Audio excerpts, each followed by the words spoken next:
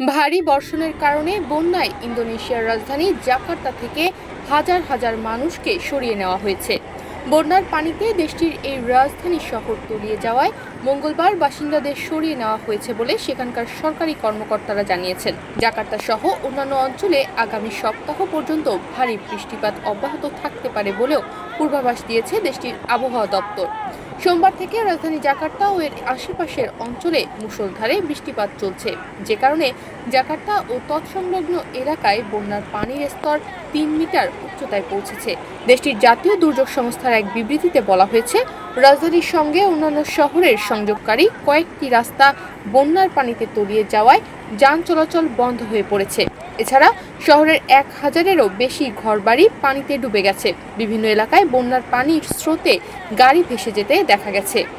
ইন্দোনেশিয়ার আবহাওয়া সংস্থা রাজধানী ও এর আশেপাশের বিভিন্ন শহরে আগামী ১১ মার্চ পর্যন্ত ভারী বৃষ্টিপাত চলতে পারে বলেও পূর্বাভাস দিয়েছে।